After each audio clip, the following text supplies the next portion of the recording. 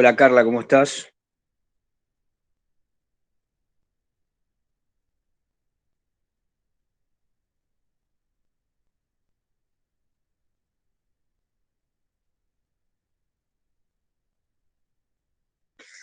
Bien, buenas tardes. Bueno, vamos a darle continuidad a la historia de la historiografía que habíamos charlado la clase pasada. Habíamos quedado justamente el fin de la Edad Media y el comienzo de la Edad Moderna, ¿no?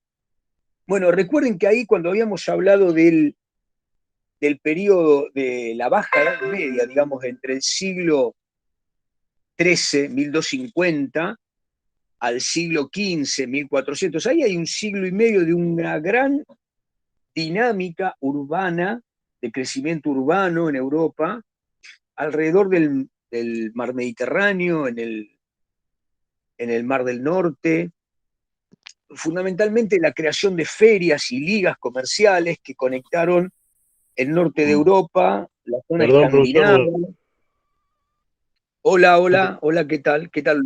¿Qué tal? ¿Cómo tal? estás? Eh, Muy bien. Bueno, con las famosas rutas del Oriente. En ese periodo es en el que tenemos que vincular, hola Ivana, el nacimiento de las universidades.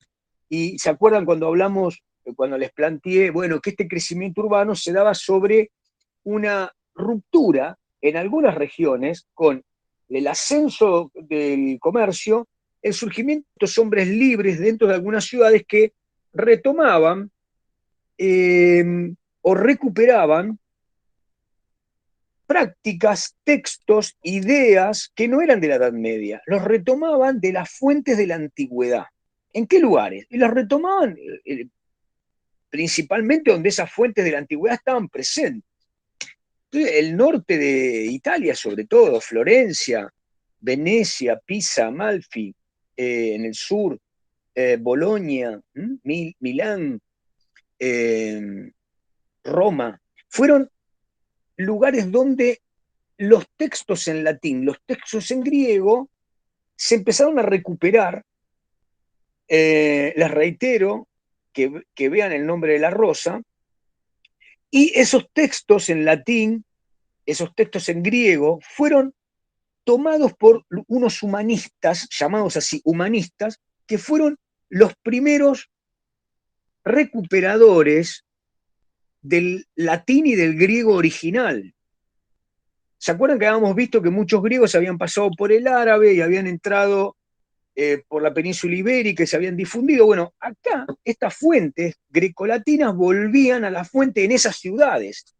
Entonces, estos primeros humanistas eran muchos hombres que eran del riñón eclesiástico, estaban en contacto con los textos y empezaron a tramar una lectura para recuperar ese ámbito urbano, comercial, de artesanos, que tenía muy poco que ver o se iba diferenciando del ámbito feudal, del territorio de los señores y de la Edad Media. Esa ruptura es la Baja Edad Media que da como resultado la aparición de lo que llamamos crítica historiográfica. Fíjense en el punto 3 que se los voy a presentar ahora, discúlpenme.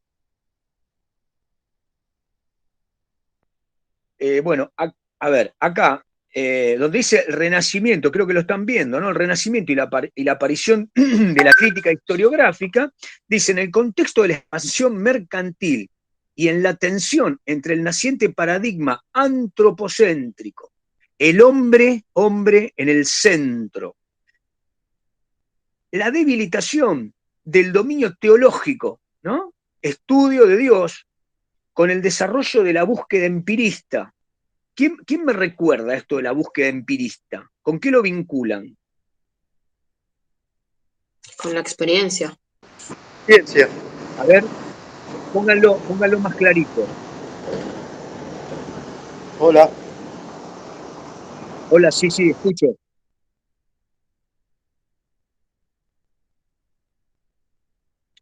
Con, con comprobar, digamos, las ideas, o sea, hacerlas. Experimentación. bien, La deducción. Ciencia. bien, Florencia, pero ¿se acuerdan las últimas clases?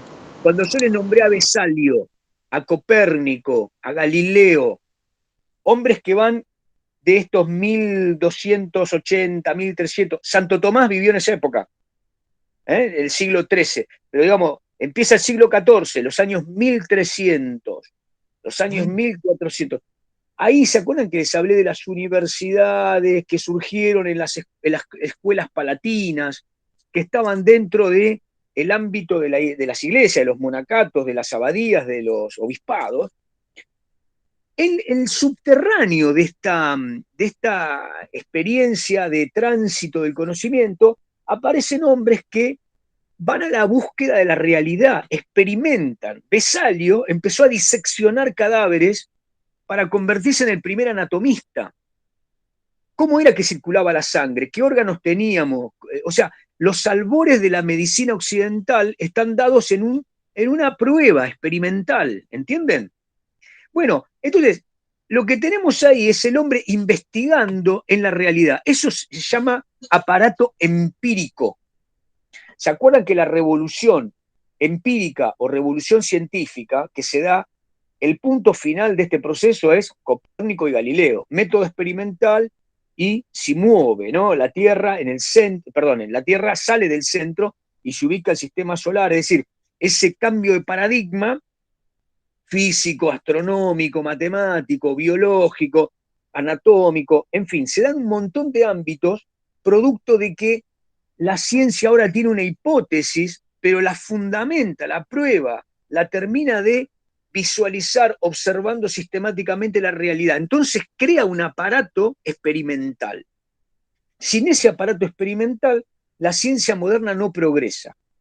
Este sería el fundamento. Muy bien. Entonces, fíjense lo que dice el texto. Sigamos leyendo el texto, ¿no? Dice, el giro estético y en la ruptura del dominio de Roma sobre la cristiandad surge el redescubrimiento de los humanistas que redescubren la cultura clásica y en ella los fundamentos del clasicismo greco-romano, las fuentes del griego y del latín, filología mediante la cual abren los géneros del pasado y posibilitan la reapertura del género histórico. Bien, yo acá hice una síntesis para que ustedes lo tengan esquematizado, pero ¿qué dice el texto de Moradielos? A ver, tomemos Virgilio en la Eneida, un texto clásico de los latinos, ¿no? Que intenta copiar un periplo similar que los griegos habían trazado, ¿no?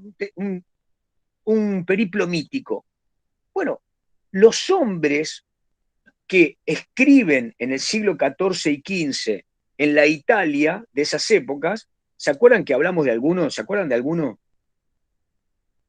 Un regalo de cumpleaños. A ver, nómbrenme algún italiano que escribió ahí en ese periodo. Dante. El Dante Alighieri un poco antes. En ese periodo está, Dante fue anticipó la época. Giovanni Boccaccio, ¿se acuerdan? Que hablamos de Giovanni Boccaccio. El de Cameron. El de Camerón de Boccaccio. Petrarca, ¿no? Francesco Petrarca, sí. Exactamente. Bueno, escuchen, junto con esos hombres escribían otros que eran juristas, querían fundamentar, escuchen bien, querían fundamentar. Petrarca fue con Tom. Claro, querían fundamentar estos hombres, otros juristas, dos cuestiones. Una, el género ciudadano. ¿Cuáles eran los valores de la nueva ciudadanía en esa nueva república? La República de Florencia, la República de Milán, la República de Bolonia. Estaban en lucha contra los señores feudales. ¿Qué querían fundamentar? Un mundo de los romanos. Querían volver a recuperar las magistraturas, el sentido de la república, de la política que los romanos habían fundado con el ideal griego, la democracia, etc. Muy bien, entonces, en esa búsqueda se encuentran con los textos antiguos, recuperan a los que vimos hace un tiempo, ¿no? Recuperan a Tácito, a Tito Livio, a Polibio, etcétera, ¿no? Recuperan esos textos y hay dos líneas, la de los filólogos que intentan recuperar el lenguaje puro de griegos y de romanos, del latín, y otros que intentan construir la nueva política de la modernidad. Nómbrenme un un hombre antropocéntrico, pensador, que no desaparece de la ciencia política, es más, es un fundamento de la ciencia política moderna, que está en esa época, Niccolo. Niccolo Nicolás Maquiavelo, Maquiavelo. exactamente. Maquiavelo establece un texto que es fundamental para el pensamiento moderno. Dice, bueno, los reyes, él era amigo, hablaba de Carlos I, Carlos V, ¿no? Y dice, a los monarcas tienen que hacerse temer, no tienen que ser queridos. Fundamenta la idea de qué? De la experiencia política. ¿Entienden? No a través de la fe, no a través del derecho divino. Los hombres vinculados tienen intereses, son feroces, se matan a sí mismos, mienten, y en la mentira le encuentran un método de gobierno, un método de equilibrio entre esas fuerzas que están. Bueno, Niccolo Maquiavelo es uno que surge de esta ruptura. Petrarca, Boccaccio. Bueno, algunos buscan el ideal estético, copian a Virgilio, copian a Tito Livio, ¿entienden? Copian a los, eh, a los, eh, a los estilistas. Otros están copiando la manera de pintar y de edificar de los griegos y romanos. ¿Y qué fundan? El Renacimiento. ¿No? Aparece Rafael Sanzio, Miguel Ángel Buonarroti, etcétera, ¿no? De eso hablamos. El Renacimiento entonces tiene una beta artística, estética, tiene una beta filológica, tiene una beta política, y está la historiográfica. ¿De dónde surge la historiográfica? Bueno, Petrarca es uno de ellos, ¿no? Fíjense en la línea que sigue, que dice Petrarca en el siglo XIV, es un historiador que tiene conciencia del anacronismo, se da cuenta de que cada época hay que medirla en esa época, con lo que se piensa en esa época, ¿no? Tiene el sentido de discontinuidad, es decir, que de pronto vienen los bárbaros y se acaba esa continuidad grecolatina, ¿no? Del brillo greco-romano, y crea magnitudes históricas, ¿no? Es fenomenalmente bueno Petrarca. Aparecen otros, Guicciardini, el propio Maquiavelo es un historiador, porque también escribe, además de El Príncipe, otros textos que hablan de la historia de las ciudades. Están legitimando un nuevo sistema de poder. Un nuevo sistema de poder que después se va a convertir en los reinos modernos, ¿no? En la monarquía moderna y pasado unos cuantos siglos en las repúblicas modernas. Muy bien. Ahora, ¿qué es lo importante? Fíjense que en la línea de abajo aparecen los historiadores florentinos. En Florencia aparecen, bueno, les nombré a dos, ¿no? Maquiavelo y Guicciardini, pero aparece también Leonardo Bruni. Bueno, esos tres tienen la búsqueda de lo que podríamos llamar el núcleo político, diplomático y militar. Esas pequeñas repúblicas, esas ciudades, están tratando de legitimar su poder. Buscan en la historia fuentes para probar su grandeza, fuentes para probar por qué tienen que ser independientes y por qué tienen que expandirse hacia regiones que le habían pertenecido en un pasado, ¿no? O sea que la historia se va a empezar a convertir en una fuente de legitimación territorial, legitimación jurisdiccional, legitimación soberana, ¿no? Y desde ese lugar también recupera formas del poder, ¿no? Las formas en las cuales el poder se va haciendo moderno, ¿no? Todos estos autores inician algo que va a terminar en la Ilustración. ¿Cuál es la fuente? La fuente es lo nuevo, lo moderno, es un renacimiento. ¿De qué? ¿Qué es lo que renace? La antigüedad clásica. Lo que hay que evitar es la oscuridad medieval. Ahí está la fuente de la arbitrariedad, de la oscuridad, ¿no? Del dominio de lo no humano, del dominio de la opresión y el dominio de lo no científico. Entonces, la ciencia empieza a ser un pensamiento humano, sistemático, que le da luz al recorrido del progreso. Esta más o menos sería la idea, ¿no? Bueno, eh, estos primeros autores tienen esmero literario, ¿no? Y lo que empiezan a buscar es archivos. Entonces, los archivos que empiezan a buscar empiezan a hacer un trabajo sistemático de análisis de las fuentes. Trabajo sistemático de análisis de las fuentes. ¿Qué es lo que fundamenta el poder de Florencia sobre una determinada región? ¿No? ¿Entienden? ¿Qué es lo que fundamenta que Roma tenga una primacía en la península, y así. Bueno. Entre esos autores hay uno que destaca. Fíjense que hay una línea, que es la de Lorenzo Valla. En el siglo XV, Lorenzo Valla es el primero que se da cuenta que no todos los archivos que se retoman, es decir, la documentación que se recupera, no toda tiene el mismo valor, porque hay documentación que es apócrifa, es falsa. ¿Dónde la descubren? Bueno, la documentación. Bueno, la famosa donación de Constantino se descubre que es una donación falsa.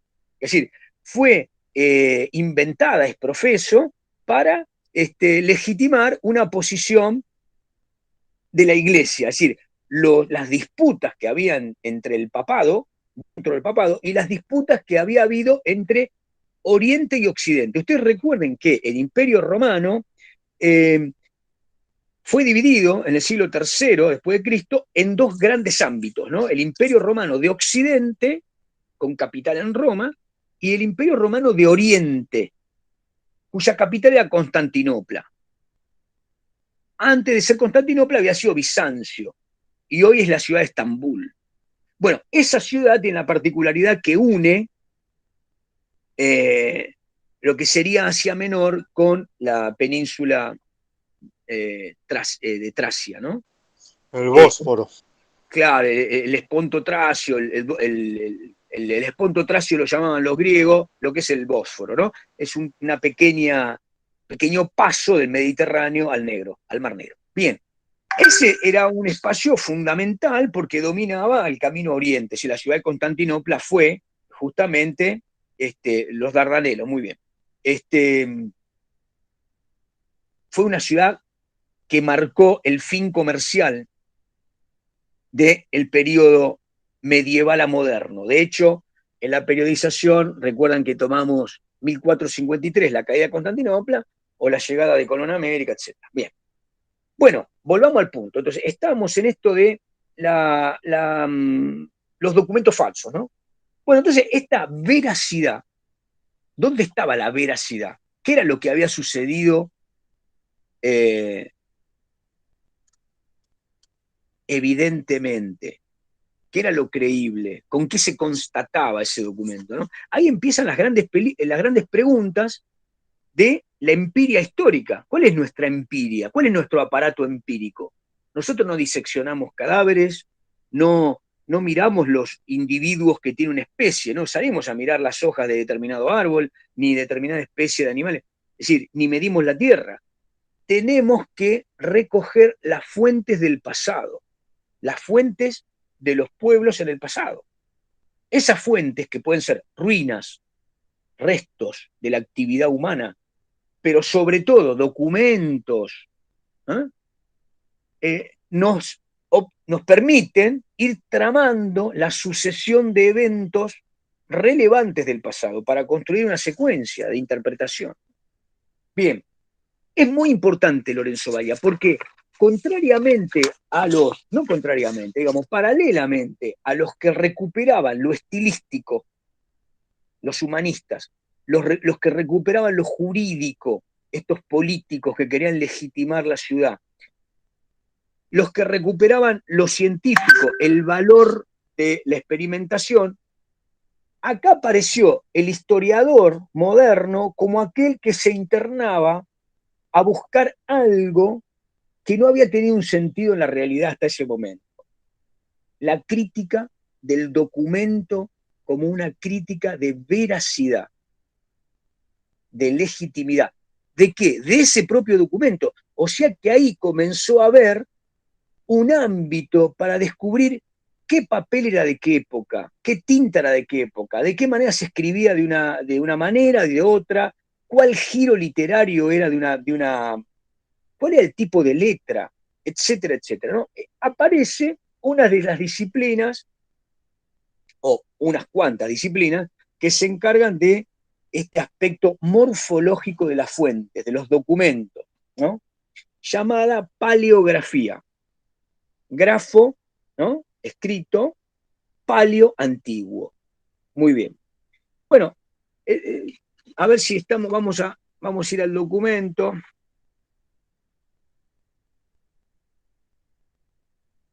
Bueno, entonces estamos con los historiadores florentinos, Lorenzo Valla, vamos a avanzar. Bueno, en el recorrido siguiente, el texto de Boradielos que nos dice, bueno,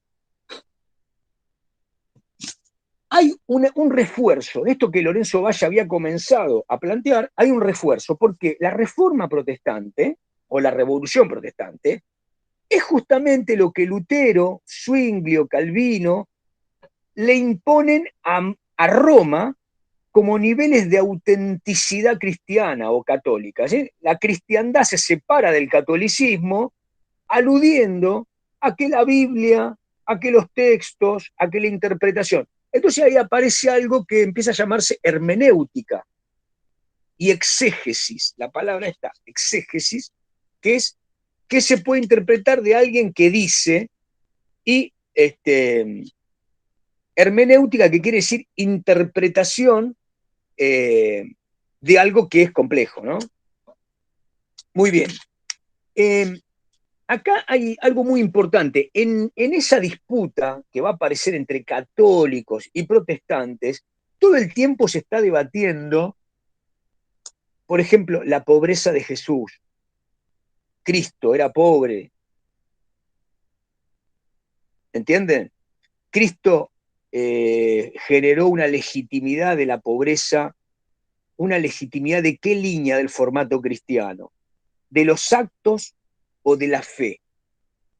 Yo soy más cristiano porque hago el bien en mi existencia, o soy más cristiano porque realmente tengo una fidelidad a la divinidad, aunque no lo manifieste en actos.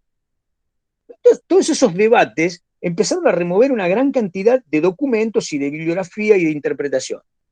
Entre los católicos, una línea fue la Compañía de Jesús, que fueron muy estudiosos y que buscaban, obviamente, dejar bien parada a la línea papal, al pontífice, ¿no?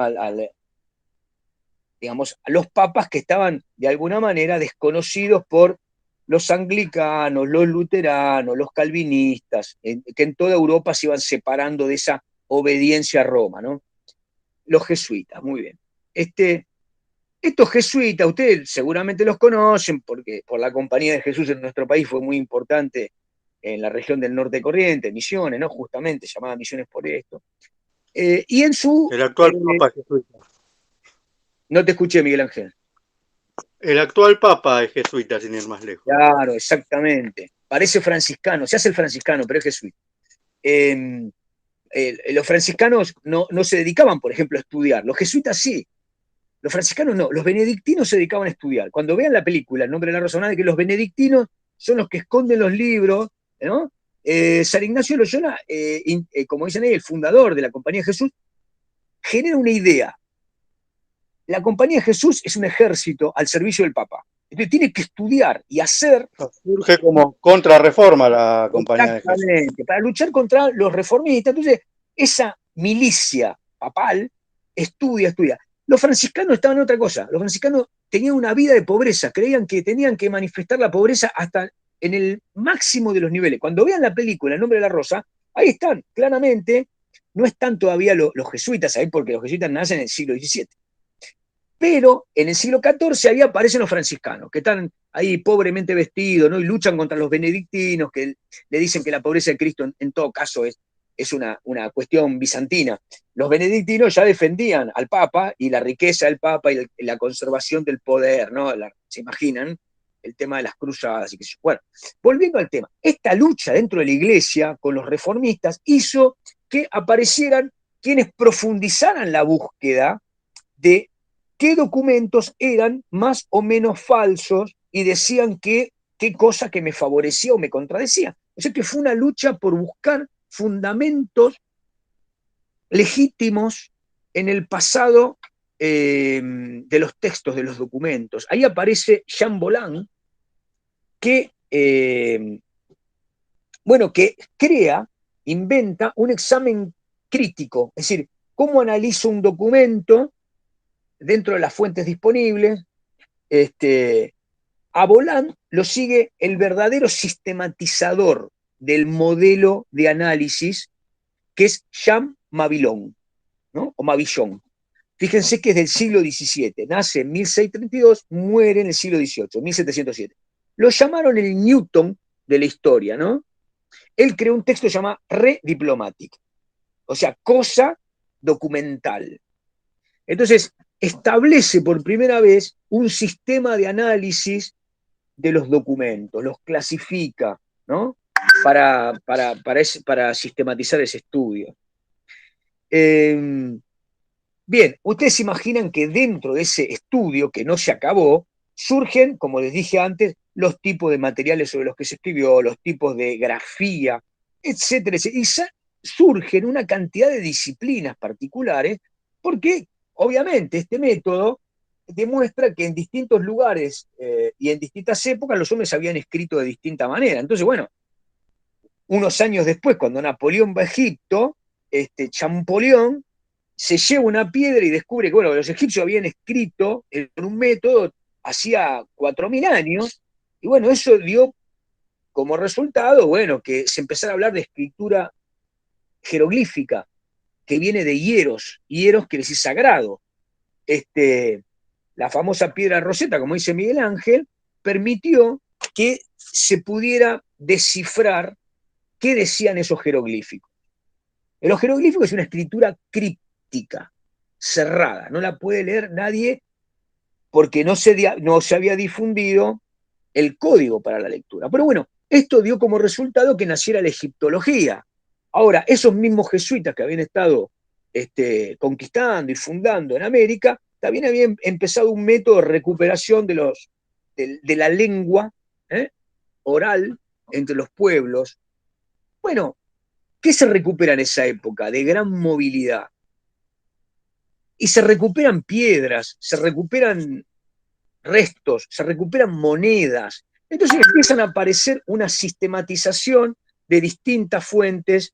Bueno, en algún caso eso empieza a ser llamado numismática, que estudia las monedas, otro los escudos, los blasones de las familias, de las dinastías, la heráldica, y así empiezan a aparecer disciplinas de este método de análisis de todas las fuentes históricas, los testimonios históricos.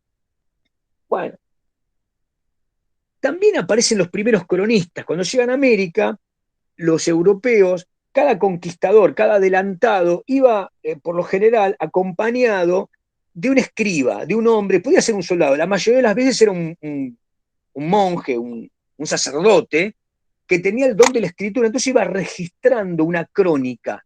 En esa crónica no ponía solamente las batallas, los lugares, sino que a veces le adjuntaba los animales, la descripción del lugar, con lo cual empezó a haber un texto de crónica en donde se mezclaba lo antropológico, lo geográfico, ¿no? Lo lingüístico, hoy diríamos lo ambiental, parte del folclore. Bueno, todo este componente también se sumó a esa época. Me voy a tomar un mate, necesito que alguno de ustedes ahora me diga, después de todo este periodo, en términos históricos, en ese examen de los periodos socioculturales de Occidente, ¿qué es lo que sigue? Y que me den alguna descripción de qué es lo que sigue. ¿La conquista de América? No, digo, acá estamos en la modernidad, ¿no? Entonces, la modernidad, ¿se acuerdan que habíamos hablado del humanismo, el renacimiento, que era la primera etapa antropocéntrica? Después seguía otro movimiento, ¿no? El racionalismo. Muy bien, Marcela me lo acaba de decir. La ilustración. La ilustración. También llamada, la ilustración, también llamada iluminismo.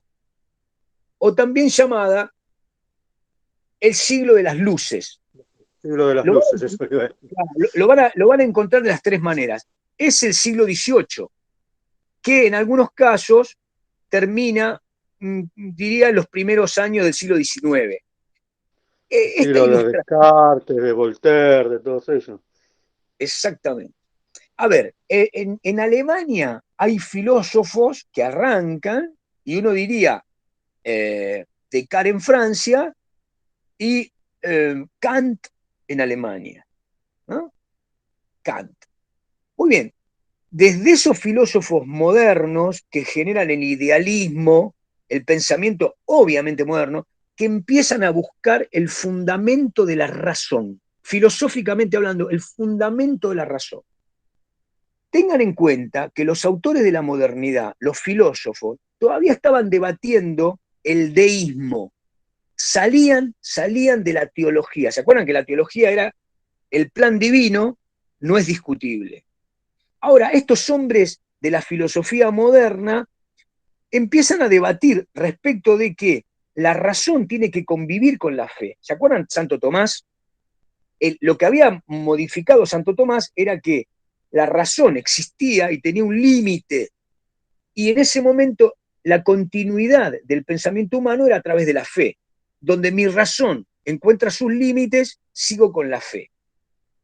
Ese apotegma de Santo Tomás, siglo XIII, para el siglo XVI, XVII, XVIII empieza a ser puesto en cuestión. Entonces hay una lucha entre fe y razón.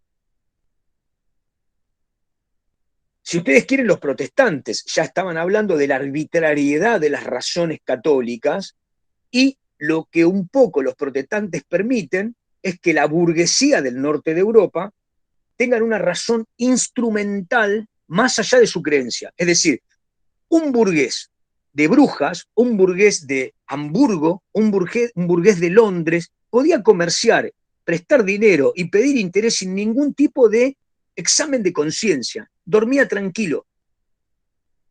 Porque lo que le planteaba la Reforma, los luteranos, los anglicanos, los calvinistas, es que no se era más cristiano por las obras, por sentir pecado, por contraer los impulsos, por ser sensible, sino por el grado de fe. Y aparte habían incorporado el libre albedrío, con lo cual cada individuo estaba en contacto con Dios y tenía un plan que era su responsabilidad. Esto contrariamente al que el examen de conciencia de los católicos dependía de una voluntad omnímoda de lo que trazaba el que tenía el teléfono de Dios, que era el Papa. Hay dos líneas una sigue atada al ideal de la fe controlando la razón. Digamos que la línea mediterránea, mientras que en el norte de Europa el capitalismo avanza, porque esto le permite un pensamiento más independiente, más autónomo del control religioso. Bien, entonces Descartes, Montaigne, pero sobre todo Kant, inician este recorrido, ¿no? Ahora, el final de esa filosofía ilustrada termina ¿en qué? ¿Qué terminan diciendo estos filósofos de la Ilustración? Adelante, Luis. Dios es la razón. ¿Cómo? Revolución Francesa. El único Dios es la razón humana. Perfecto, perfecto. La única Ambos forma muy de bien. conocer a Dios es a través de la razón. Bien. La Revolución Francesa termina quitándole las propiedades al clero, termina quitándole los privilegios al clero y declarando una república cuya diosa es la razón. Ponen un busto y dicen la única diosa es la razón. O sea, la Revolución Francesa dice libertad, igualdad, fraternidad en términos políticos, sociales, económicos, pero en términos de conocimiento dice se acabó la fe, es la razón. Pone la piedra fundamental del pensamiento contemporáneo. O sea que la Ilustración tiene un ciclo de pensamiento que es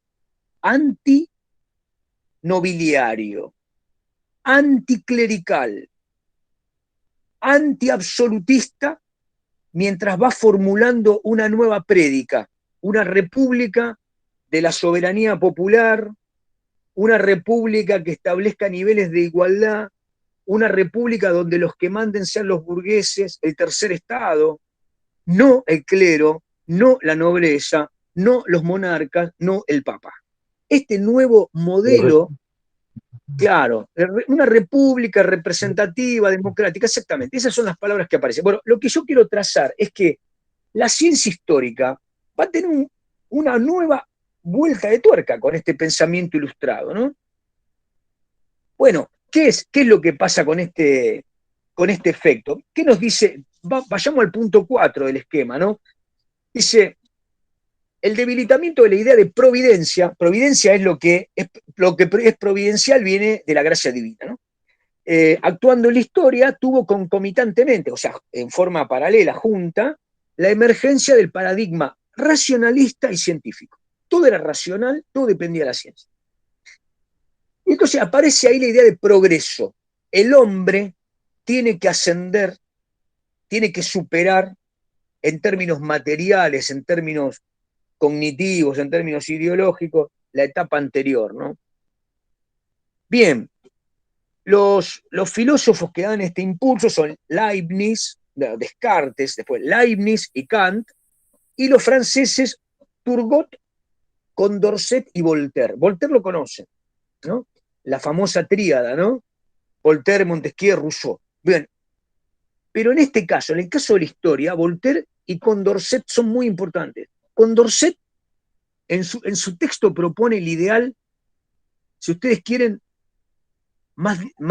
hoy diríamos más disparatado. El hombre no tiene límite de progreso, decía Condorcet. El hombre siempre va a mejorar con la ciencia. Ese es un ideal ilustrado que lo que está diciendo es que el hombre tiene por delante todo el poder para tramitar infinitamente, tiene todo abierto. Lo que el siglo XX va a demostrar es que ese ideal de progreso ilimitado tenía límites. Tenía límites. El medio ambiente, el propio hombre, la guerra, la disputa, el interés, ¿verdad? Entonces, digo, la ciencia incrementó el progreso, pero fue incrementando también los conflictos, la puja, la destrucción, ¿no? Bien, pero el ideal es el de Condorcet. El hombre no tiene límites, puede progresar infinitamente, ¿no? Y Voltaire, que proponía el ideal del libre albedrío. El hombre no tiene que tener ninguna sujeción, ninguna sujeción. Es decir, su conciencia, su libre albedrío, su libre entendimiento, fundamenta lo que nosotros llamaríamos hoy libre prensa, libertad de expresión, libertad ante el Estado, garantías constitucionales, todo lo que hace que el individuo tenga autonomía máxima frente a otros poderes, fue fundamentado por el ideal de Voltaire. Bien, entonces entre Turgot, Condorcet, Voltaire, Kant, Leibniz fundamentan este ideal de progreso indefinido en la historia. Esto hace que los historiadores comiencen a pensar el tiempo desde otro lugar. Es decir, el tiempo es un vector que permite la aceleración de los procesos. Por lo tanto, imagínense el vector medieval.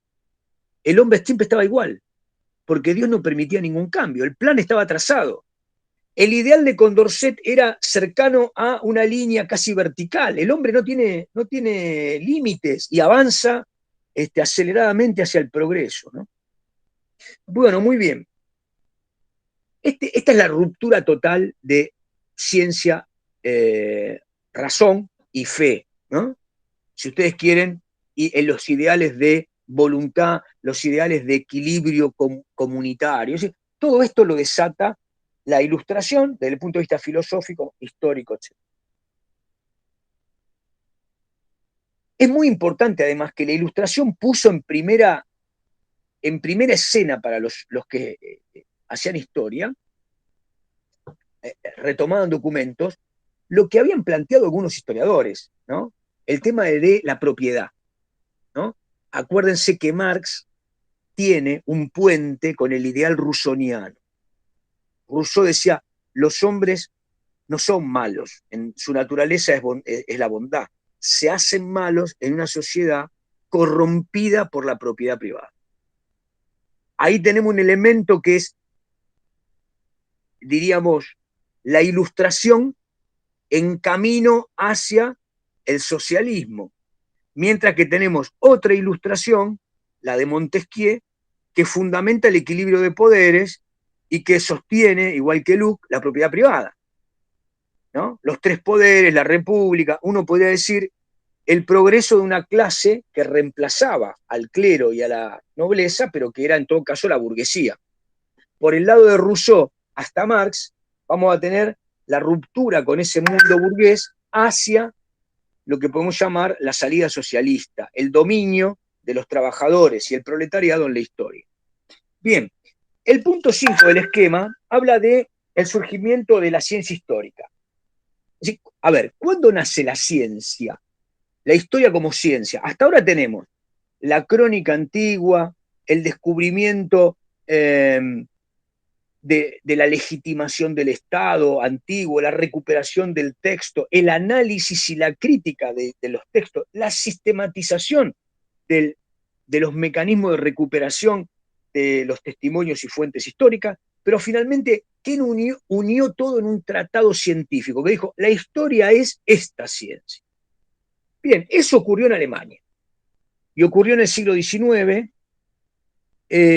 Por lo tanto, fíjense, en el caso de Niebuhr, en el caso de Ranke y en el caso de Mommsen, los tres son los padres fundadores de lo que podemos llamar la escuela histórica científica o de la ciencia histórica moderna.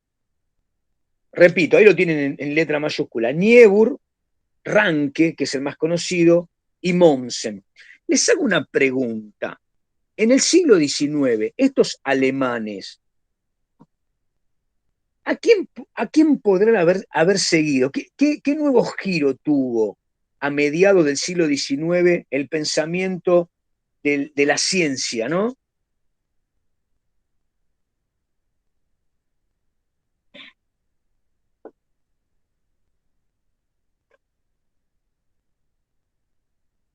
No, Marx es un poquito posterior. Kant ya dijimos que sí. Siglo XIX.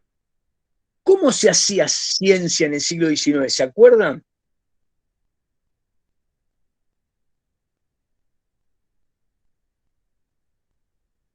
Hubo un ñato que decía, a ver, Luis o Florencia, que no sé, que primero quiera. Sí, profesor. En el siglo XIX lo más importante que tuvo, por lo menos la física, fue que todo se fundamentó muy fuertemente en la experimentación, aunque a veces algunos de los conceptos eran totalmente equivocados. Pero no sé si a eso se refiere Sí. usted.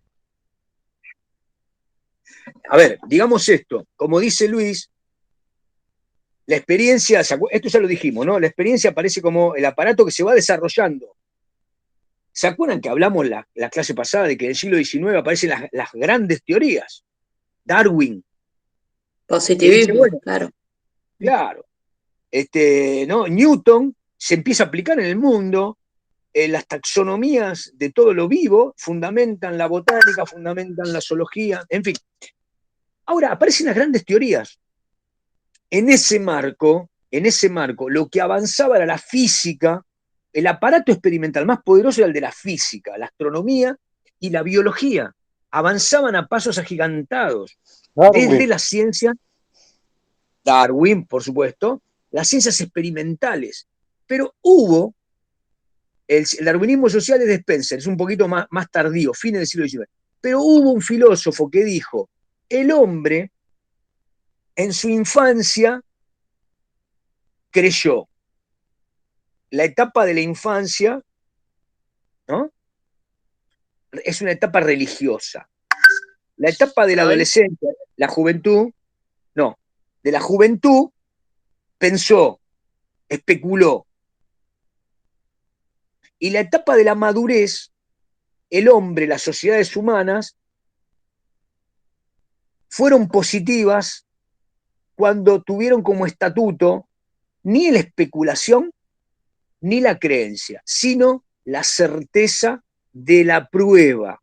Y ese fue Comte, creó el positivismo. Solo hay ciencia cuando hay pruebas. Porque, ¿qué pasaba con Darwin y con los físicos?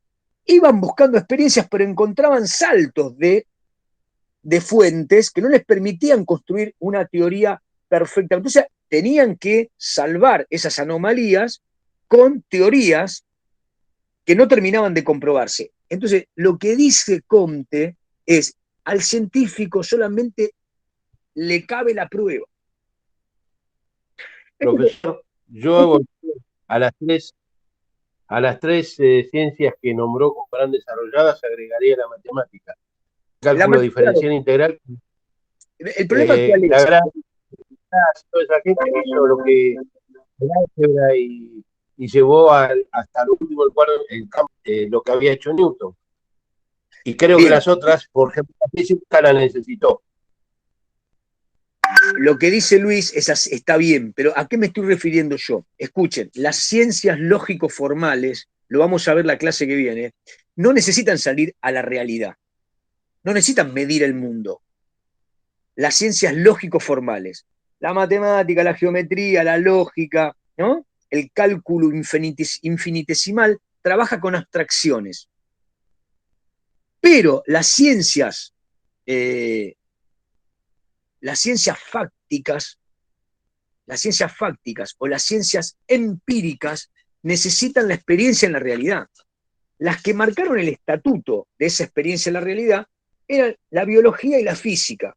Por lo tanto, es muy importante para las ciencias históricas, para las ciencias sociales, lo que dice Comte, porque Comte dice, solo es ciencia cuando tenemos prueba.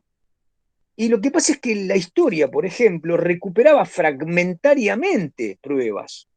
Por lo tanto, los alemanes crearon una escuela donde todo era fácil de conseguir, cuya categoría fundamental era el Estado moderno. El principal filósofo de la época era Hegel. Y Hegel decía que la idea humana, conociéndose a sí misma, terminaba en la forma más perfecta del desarrollo, que era el Estado moderno. Por tanto, la política, la diplomática, el arte bélico, fundamentó el ideal de una historia política. Los alemanes entendieron que la historia era la historia política y buscaron fundamentos para la historia que fuesen documentos históricos, que son los más fáciles de conseguir. Así que estos historiadores positivistas crearon la escuela histórica, la primera escuela histórica que decía cómo recoger documentos, cómo analizarlos, cómo criticarlos, cómo interpretarlos, cómo construir una historia al calor de estas ideas, del positivismo de Comte y del pensamiento hegeliano sobre la idea y el Estado como parámetro de lo más logrado por la humanidad. Muy bien, vamos a darle una vuelta de tuerca, así vamos a avanzar. Muy bien. Lo que dice Moradiello, disculpen que voy a ir al texto y vamos a avanzar.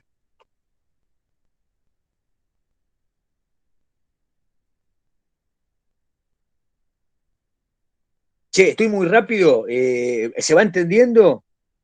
Bien, bueno. Lo que dice Moradiello es que para el siglo XIX, los estados, vamos a explicarlo así, los estados modernos, por ejemplo, los reyes católicos, ¿no? Inglaterra de Isabel, o de los Hanover, antes de Isabel, de los Hanover, ¿no? Portugal, son monarquías, las primeras monarquías, construyen, escuchen bien, construyen instituciones de carácter integral, tienen que unir al clero, tienen que dominar a la nobleza, quitarles poder y favorecer a la burguesía, que es la que le presta plata para tener ejércitos conquistadores, para poner flotas en el Atlántico, para tener flotas en el Pacífico, para fundar compañías y extraer cacao por acá, azúcar por allá, traer oro por acá. Entonces aparece una escuela de marinos, una infantería que hay que pagar, necesitan tener una artillería que esté nutrida de la ciencia, de producción, de metales, necesitan tener una burocracia. Los españoles, por ejemplo, fundaron el Consejo de Indias. Era una institución fenomenal que pensaba los impuestos en América, las leyes en América, y mandaba emisarios que gobernaban, de la metrópoli, gobernaban acá en la España americana, o la América española, como quieran, y tenían ferias, y cobraban impuestos, y mandaban el oro. Ese aparato fenomenal, fenomenal del Estado moderno, conquistador, colonizador, expansivo del capitalismo, necesita tener un fundamento simbólico, necesitan que alguien escriba que eso es justo, que eso lo marcó la historia. Por ejemplo, sí, Carla, como órganos estatales, exactamente, necesitan tener una legitimación. ¿Dónde encuentra la legitimación? Igual que la legitimación que los católicos y los luteranos buscaban en los documentos antiguos, ahora va a haber historiadores que fundamentan que la cristiandad debe expandirse a América para luchar contra la avanzada protestante. Entonces va a haber una América católica que lucha contra los piratas holandeses, los piratas ingleses, que son obviamente luteranos, calvinistas, etc. Entonces empieza a aparecer la historia como una legitimación. ¿Y qué es lo que tiene cada Estado moderno? Una academia geográfica que pone la actualización de la representación, los lugares, el estudio, los mapas, las rutas, los límites. Una escuela o una academia histórica que escribe y fundamenta y disputa la legitimidad de la conquista, la legitimidad del gobierno, la mayoría o la jerarquía del hombre europeo sobre el hombre americano. Todo eso necesita un aparato histórico que lo fundamente, que lo legitime. Entonces aparece un gremio profesional que se va a seguir desarrollando. ¿Qué quiere decir profesional? Que los historiadores ahora enseñan, pero sobre todo están, iba a decir garpos, están pagados en una escuela que son empleados públicos, ¿entienden? Empleados de gran categoría, pero están en los museos, en la academia, sistematizan los archivos, escriben, son los escribas del poder también, y fundamentan. Un tiempito después, cuando el Estado necesite tener una escuela amplia, el siglo XX, esos historiadores también van a tener que liderar el espacio para fundamentar la idea de patria, la idea de Estado, la idea de impuesto, la idea de prócer, la idea de mito nacional. ¿Entienden? ¿Por qué somos argentinos y no somos uruguayos? ¿Por qué no somos paraguayos? ¿Por qué el virreinato del Río de la Plata tenía centro en Buenos Aires y Buenos Aires perdió territorios? Es decir, ¿por qué liberamos América los argentinos, digamos? Cuando vemos el virreinato del Río de la Plata, no miramos el centro y decimos, pero la Argentina fue despojada. ¿Por qué tenemos este ideal de despojo? Perdimos Bolivia y el Alto Perú, ¿no? Se separó parte del sur de Chile. Los uruguayos se fueron y se independizaron, malditos orientales. Los paraguayos, unos díscolos, también se desunieron de Buenos Aires. ¿Por qué? Si eran el virreinato del Río de la Plata. En ese ideal hay algo de la patria que nos metieron los historiadores diciendo que nosotros en Buenos Aires, la Junta, queríamos conservar la integridad. Entonces tenemos la españolidad, malditos españoles, agresivos, conquistadores, los díscolos paraguayos, los orientales, no sé qué, y construimos la idea de la argentinidad. La idea de la argentinidad es esa idea que mira el mapa como un despojo. Los argentinos liberamos a Chile, liberamos al Perú y fuimos condescendientes y mal pagados por la historia, ¿no? Estoy haciendo un relato, si ustedes quieren, un poco, a ver, ¿cómo diría? Exuberante, pero va por ahí la idea. Sí, Miguel Ángel. El maldito godo, lógico. Sí, bueno, San Martín hablaba así de los españoles, como los godos. Maldito godo, sí, sí. Bueno, ¿saben dónde viene Godo, no? ¿Lo saben? De los visigodos que ocuparon la península ibérica. Exactamente. Los germanos tenían dos grandes pueblos, los visigodos y los ostrogodos.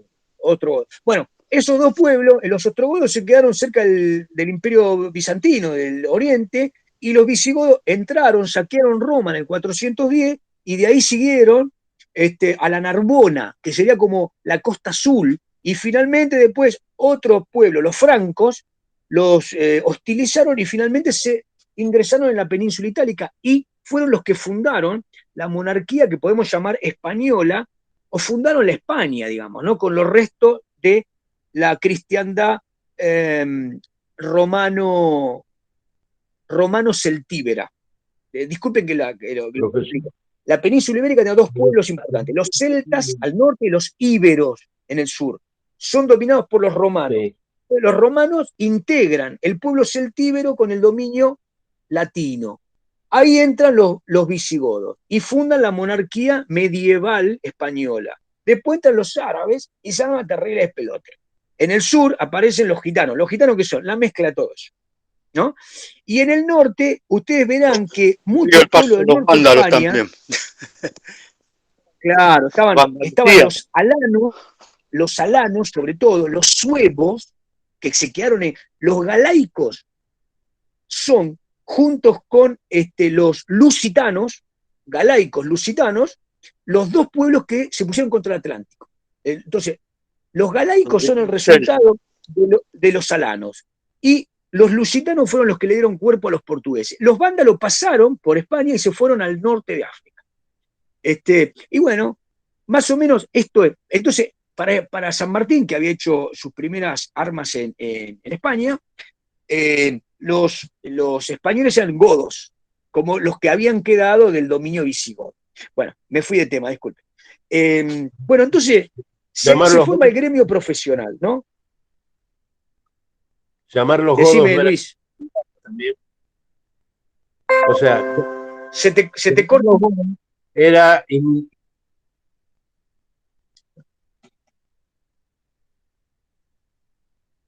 Bueno, se te corta, Luis, se te corta.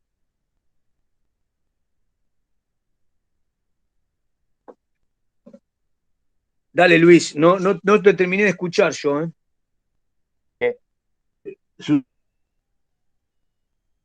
Bueno, escuchen.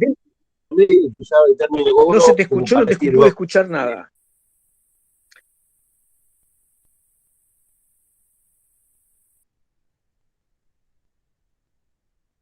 Está muy mala tu conexión. ¿Ustedes lo pueden escuchar? ¿El resto? Cortado.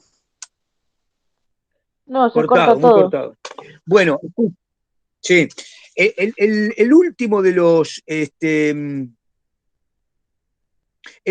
los grandes creadores de la ciencia histórica es Droysen, ¿no? Que aparece en esta etapa, 1868, ¿no? Bueno, él pone las últimas reglas metodológicas. Entonces, digamos esto, entre Mommsen, entre Ranke, entre Droysen, todos alemanes, ponen la escuela política como la escuela histórica. Es la historia que relata lo político, lo diplomático, lo bélico. Y las reglas metodológicas las establecen durante todo el siglo XIX hasta el principio del siglo XX. Bien, ¿qué es importante? Fíjense el punto 7 del nacionalismo. Escuchen, lo voy a tratar de explicar rápido, espero que bien. En Europa, el siglo XIX es el resultado de la pervivencia de algunos grandes imperios y la lucha de las burguesías por independizarse de esos imperios. La independencia de esos imperios nace de los pueblos que empiezan a llamarle nacionalismo a un liberalismo romántico. El liberalismo, surgido del pensamiento de la Revolución Francesa, le daba a los burgueses la lucha contra los absolutismos, como dice Miguel Ángel. Los absolutismos eran los imperios. El imperio napoleónico, que surge de la Revolución Francesa, se convierte en el primer gran imperio opresor. Entonces, en Grecia, en los Balcanes, en Italia, nace una lucha contra este imperio napoleónico, y ese liberalismo romántico empieza a tener el condimento de la búsqueda de un Estado nacional. Está animado por el romanticismo liberal. Bien, en este núcleo de ideas germinan un montón de historiadores que empiezan a narrar el surgimiento de la nación.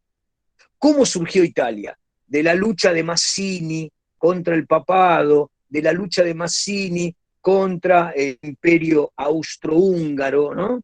Los austríacos, los alemanes. Bueno, entonces, en este relato hay autores que son historiadores y que recuperan esa historia nacional. Obviamente ustedes pensarán, en el caso de la Argentina, Bartolomé Mitre, Vicente Fidel López, son los primeros que piensan hay que narrar la historia de la nación argentina, ¿no? En el siglo XIX, de mediados a fines del siglo XIX. Bien, son muy importantes los que yo les hice figurar ahí, Guizot, Thierry, Tocqueville, ¿no?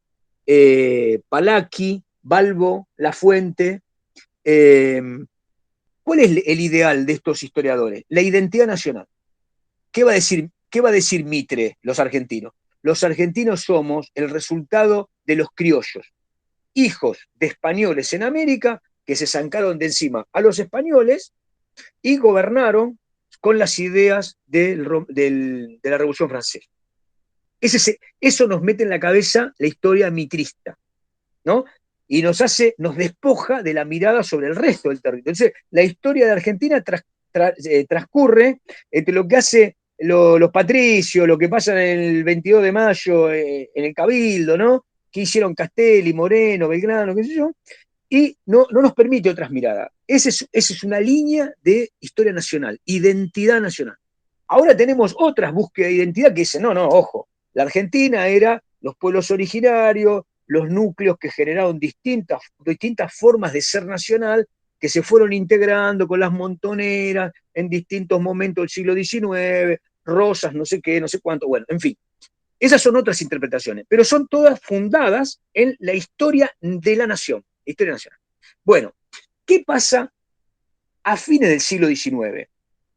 Marx, a partir de 1848, ¿se acuerdan, no? Había llamado a los proletarios a una lucha internacional para derrotar al capitalismo. Lo hago breve. Muy bien. Entonces, Marx y Engels proponen el materialismo histórico, de esto hablamos. Es decir, toda la historia tiene un motor. Lo que hace que las cosas cambien en las sociedades es la lucha de los dominados contra los dominadores. Las clases dominantes explotan a los sectores dominados. El Estado es una forma opresiva. La ley la hacen los que dominan, la superestructura del formato histórico. Esta mirada anticapitalista de Marx le hace predecir retrospectivamente que toda la historia de la humanidad fue un ciclo de luchas entre sectores que se disputaban la producción. Y habla de clases. Entonces, la historia es la historia de las luchas de clases. Bien, ¿qué es lo que introduce el marxismo que es muy importante? Muy importante. Quiero que me lo digan ustedes.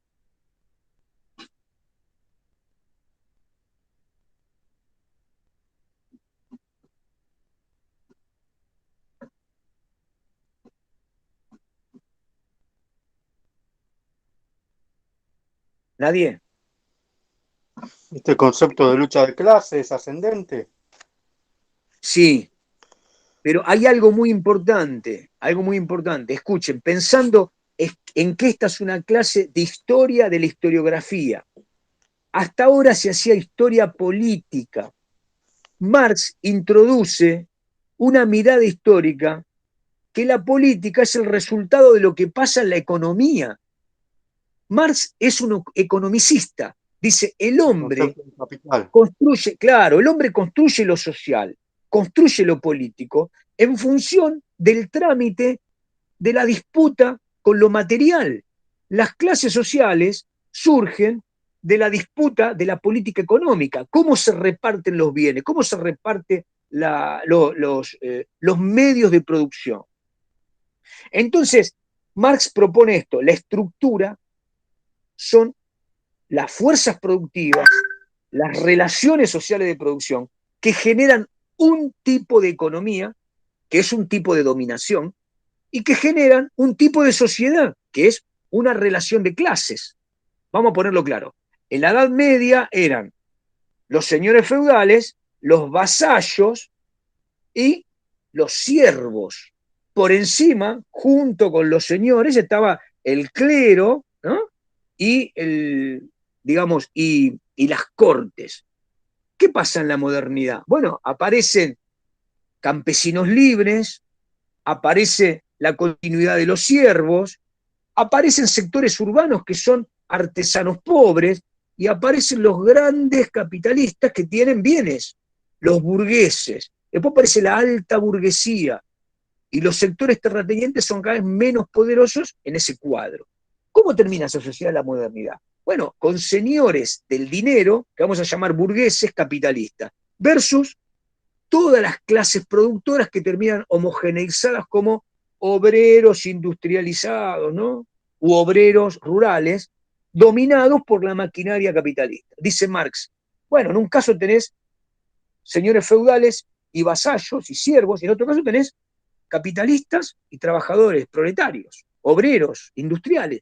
Bien, entonces, esa sociedad es mucho más compleja la cosa, pero yo estoy tratando de que se entienda. Las sociedades de cada época están producidas por, el producido es, tómenlo, ¿no? Está tramitado, vinculado, condicionado por la base material de las relaciones sociales de producción. Y finalmente eso funda un tipo de Estado. ¿Un tipo de Estado qué es? Un tipo de ley que dice, esto no se puede hacer, no podrás robarle al capitalista, y el capitalista podrá conservar lo que le robó a los trabajadores, porque esa es la propiedad privada. Estoy exagerando de nuevo. Digo, entonces Marx dice, este es el Estado. ¿Qué es el Estado? Demuestra una forma de dominación de la clase dominante sobre los dominados. Entonces, como Marx nos invita a pensar la historia de esta manera, lo que nos hace pensar es la historia desde la base económica. A partir de Marx y del marxismo, y todo el siglo XX tuvo un recorrido de crecimiento de la historia económica, que empezó a disputarle a la historia política. ¿Me siguieron hasta acá? Bien. Bueno, ¿qué dice don Moradiellos respecto en el punto 9, ¿no? Retos y respuestas de la ciencia histórica en el siglo XX, ¿no? Bueno, acá hay temas que son un poquito más complejos, ¿no?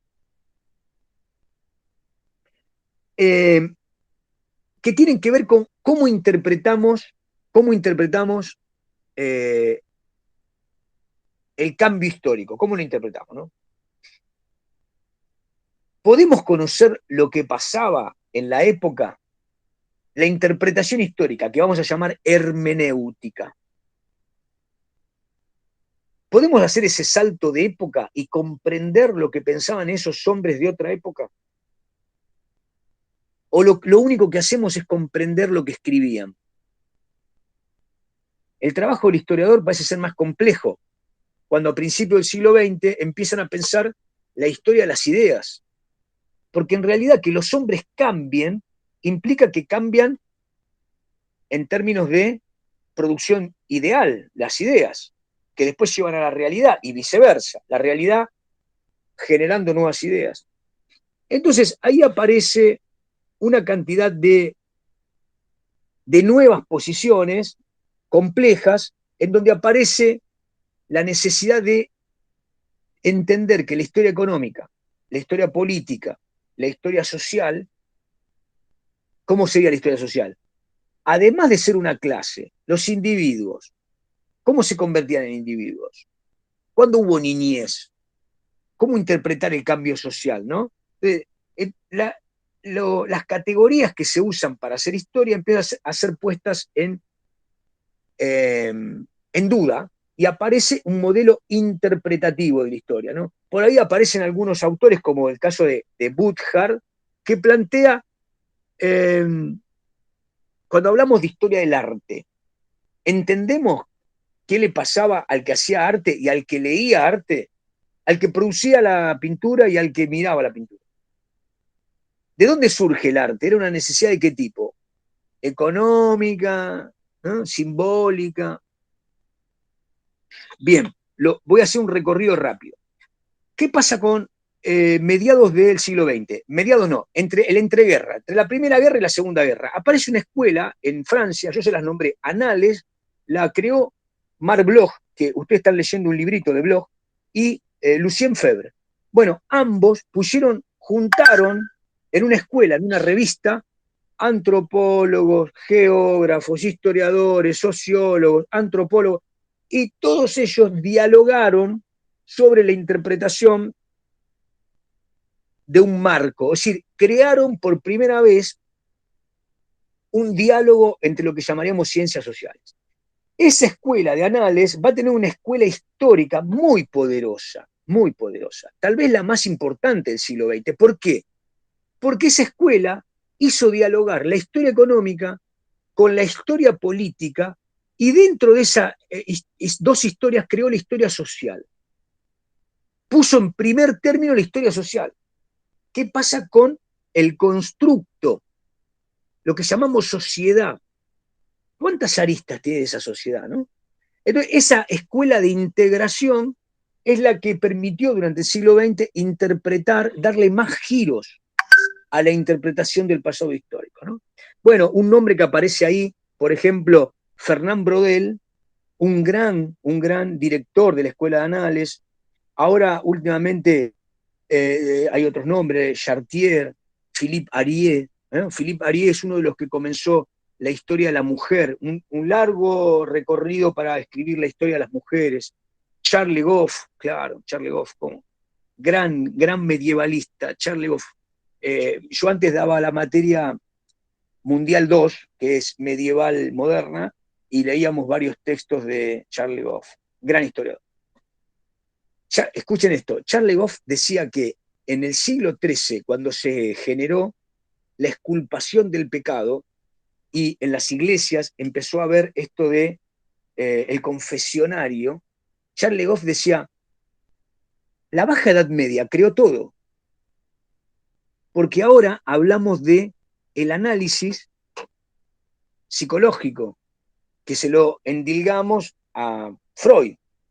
Entonces Legoff decía, la verdad es que en la Baja Edad Media se había inventado todo.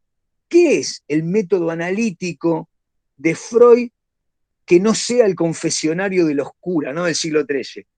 Obviamente tiene más fundamento, pero le quiero decir, tiene una mirada a Legoff. Legoff decía, para entender historia no hay que encerrarse solamente en el archivo, hay que ir al mercado de un pueblo, hay que ir al mercado y ver a la gente. Esa observación da un calado de la relación entre el tiempo presente y el tiempo pasado, ¿no? Gran intelectual. Bueno, muy bien. Bueno, durante el siglo XX aparece otra escuela muy importante, que es la historiografía marxista británica, ¿no? Yo les he mencionado a algunos de los autores, creo que hemos hablado varias veces de Hobsbawm, Eric Hobsbawm. Murió hace poquito, tenía como 100 años, escribió toda una saga de textos desde la modernidad hasta la historia del siglo XX. Maurice Dobb, ¿no?, Christopher Hill, muchos de ellos estudiaron cómo el medievo se convirtió en capitalismo, cómo se hizo esa transición. Todos son deudores del marxismo. Pero es una escuela paralela a Annales que toma Marx. Mientras que Annales, si bien toma Marx, no es marxista Annales. La escuela británica sí es marxista. Bien, en Norteamérica aparece ya en el siglo XX la famosa cliometría, que es una especie de método historiográfico que toma series, como por ejemplo la Revolución Francesa y el precio del pan. Como ahora, ¿vieron? Ahora si hiciéramos cliometría en este momento, diríamos, ¿qué le preocupa a los argentinos en un periodo de crisis? Supongamos que no pase, pero supongamos que los argentinos dentro de 3 meses cuelgan políticos en las plazas, ¿no? Y después eso se conoce como la revolución del famoso 2021, que la Argentina se convirtió en otra cosa. ¿Qué llevó a los argentinos a colgar políticos en las plazas? En vez de guillotina, a colgarlos. Los colgamos en los árboles, en las palmeras de la Plaza de Mayo. ¿Qué pasó? Entonces, un cliometrista vendría y diría, bueno, ¿qué le preocupaba a los argentinos? La desocupación, el precio del dólar, la canasta básica, la falta de fusiles. Es muy bueno.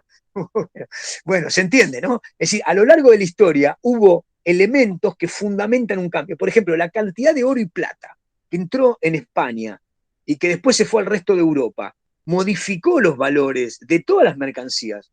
porque modificó la producción de monedas, del acuñamiento. Bueno, esas funciones hacen que aparezcan los cliometristas, ¿no?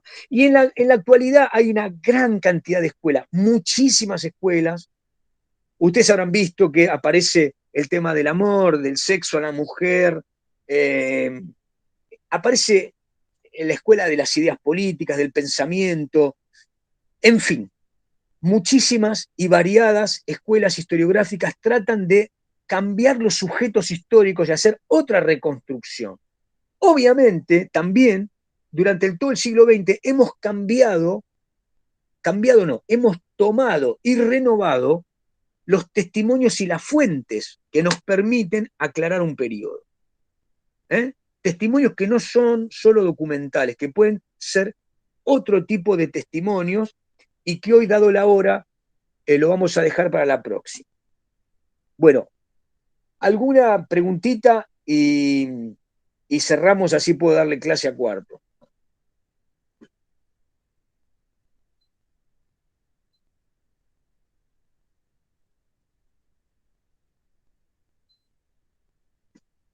Bueno, gente, fue un gusto pasar mi cumpleaños con ustedes, vamos a decirlo así. Feliz cumple, profe, no sabía. Gracias. Escuchen una cosa. Feliz cumple, profe. Feliz cumple, profe, feliz cumple. Está bien, ustedes entraron tarde, pero ya me saludaron todos los compañeros hoy al inicio. Escuchen una cosa, léanse, gracias, léanse entonces el texto con tiempo. Me imagino que ahora estarán haciendo el trabajo, pero solamente Moradielos lo vamos a usar. Ahora, todo esto que estuve diciendo acá, que estuvimos charlando, se va a vincular con lo que ustedes están leyendo, con lo de Peter Burke, con lo de Pierre Vilar, con lo de bueno, sí, Carla me va a regalar los trabajos. Muy bien.